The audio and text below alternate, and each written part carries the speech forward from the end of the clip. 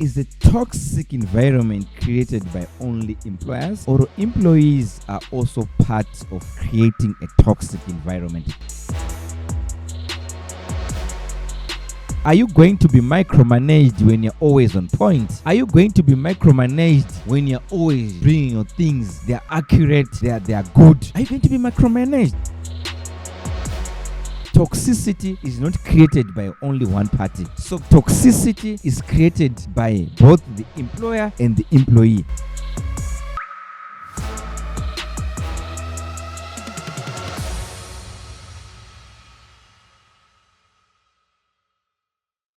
Greetings Zimbabwe, greetings Africa, greetings Zambia, greetings Malawi, greetings Togo.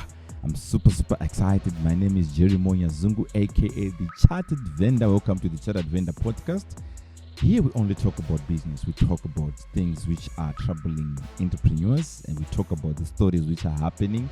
So, but before I go there, please remember, we want as many subscribers as we can. So please remember to subscribe. I have noticed that 69% of the people are not subscribing, but they are watching this podcast. So please help us by subscribing, so that if you help by subscribing, if you help by sharing, if you help by commenting, you are helping us a lot. So please do me a favor by subscribing. So today I just got a story. What happened is I was perusing through my LinkedIn, and you know, when you go on LinkedIn, sometimes you see a lot of stories, and usually there are a lot of things which are, and there was a statement which was written: if you pray for a job, also remember to pray for a good environment. Then I also read some 10 points from my brother, I think it's Mr. Heartlife Muhamba, if I'm not mistaken, on LinkedIn. Shout out to him. He's a very good guy. You should follow him. He writes everything positive. He's a guru in terms of a lot of things, HR strategy, etc. So he was writing about 10 toxic signs in an organization, and he was only targeting employers. Then I said, okay, fine. And it's not the first time, it's not only him, but a lot of people, when they're talking about the toxic environment, it's always about what the employers are doing to create a toxic environment. For example, probably they are not appreciating the most hardworking employee. Probably they are not giving their employees salaries on time. Probably they're selective in terms of implementing company policy or company law. So all sorts of things were being talked about on this 10 points which he listed, which are fine. I learned a lot from the 10 points, but to the contrary, I've got a certain argument which I want to give you. Is the toxic environment created by only employers, or employees are also part of creating a toxic environment? Let us get deeper into that. If you notice, companies, when people are working in a company, it's a win-win. If we're only going to be one-sided, we're going to create a company whereby probably employees, when they're joining, they're actually looking for the toxicity, but even probably they are the people who are creating toxicity. For example, let me give you an example. I've got a subordinate myself, my subordinate, one of my subordinates in an organization. I've given him a task to say, when are you going to give me my report? Then he actually says, I'll give you a report before 7 a.m. in the morning. Then I'm following up 10 a.m., the report doesn't come. I'll follow up again at 1, the report doesn't come. Okay. If I start shouting, who is really creating a toxic environment? Number one, I'm asking, who is creating a toxic environment? What about right now? I'm an employer. I'm an entrepreneur. Yes, I'm an employer. Then I'm failing to pay my employees. But these employees are spending 6 hours on social media. They're only spending 2 hours working directly on what is going to give us revenue and the salaries to pay them. Who is really manufacturing a toxic environment? Number 3, I've got a guy. When I give him a task to do it on his own, he doesn't do it. But when I push him to do that task, he does it. They call it micromanagement. And they have also said when micromanagement is a sign of toxicity, but are you going to be micromanaged when you always produce results? Are you going to be micromanaged when you're always on point? Are you going to be micromanaged when you're always bringing your things, they're accurate, they are good? Are you going to be micromanaged? My question to you. The chartered vendor. Chartered, it simply means the experience which I got from the workplace and through formal education. Vendor, it simply means that I was once a vendor selling sweets, selling bananas on the streets. Combined, it makes the chartered vendor. Many people complain, they think that you need monetary capital to start a business. Contrary to that, I only started my business with only a laptop. If you want to know more about my story, grab your copy today. Yeah, bro, this is our company, our tech company, 50-50 partnership. So let's go. Who needs a lawyer when there's trust? Hello, sir.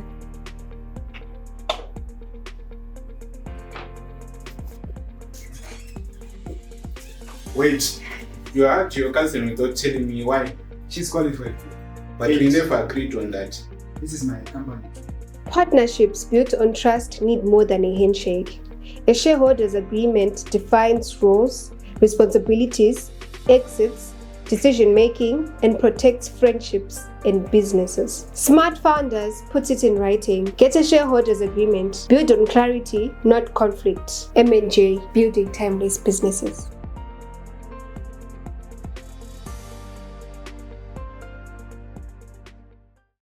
So the question is, what can we do? I'm only going to touch on these 3 things, but there are a lot of things which are going to create toxicity in the organization. For example, one employee is dating another employee. When they're still in love, probably things are okay. But when they start fighting, what is going to happen in that organization? Probably things are now being sabotaged because the 2 parties who are supposed to be working together, they've now divorced. And you don't know it, you're an employer. And it's now chaotic. What has caused that? Eventually, who is causing the toxicity?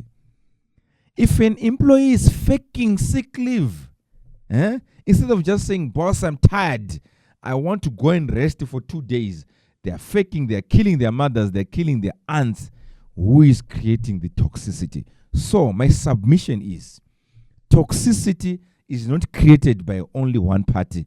So toxicity is created by both the employer and the employee. So my guys on LinkedIn, my brothers on LinkedIn, next time, if you are going to create a perfect environment for work, educate both the employees and the employers. But on LinkedIn, we're only educating the employers, but we're not educating the employees themselves. I've heard that certain statements like, you shouldn't even stay at one job.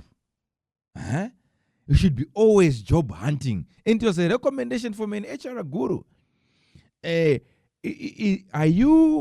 you creating employees which are required by which Africa requires, or you are going to create laziness?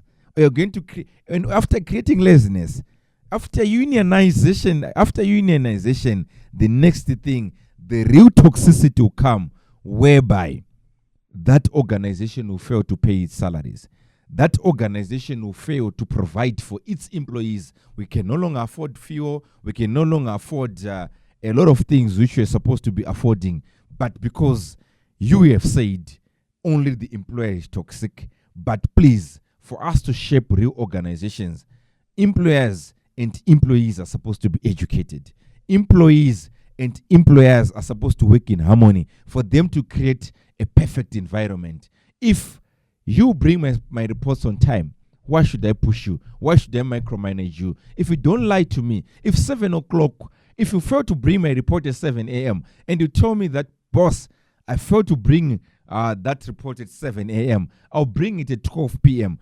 I know, and I'll work with your time because I'm expecting what you're going to give me. So this is the environment which I'm saying it's a perfect environment, and it's an environment where communication thrives, where information actually flows, and a perfect environment is going to be created. So, my guys on LinkedIn, educate both employees and employers. Otherwise, you are the ones who are actually probably going to manufacture what I'm actually calling a perfect, a toxic environment. So, we don't want to create toxic environment. I strongly believe that for a company to be profitable, for everyone to enjoy what's happening in the company, both the employee and the employer, they have to play ball. They have to be on the same page. They have to be following the same vision, following the same mission. So it's unlike, it's not employee versus employers, but it's employers with employees. We can create a perfect environment. We can get the profits which we're actually crying for. We can get whatever we're actually dreaming and we want to get as an organization. So this is what I had for you today. So remember, it's always about creating sanity, creating, and also employers, remember to pay people what they deserve. Remember to pay them on time. If they produce on time, pay them on time. Until next time, it's Jerry Monya Zungu out. Thank you.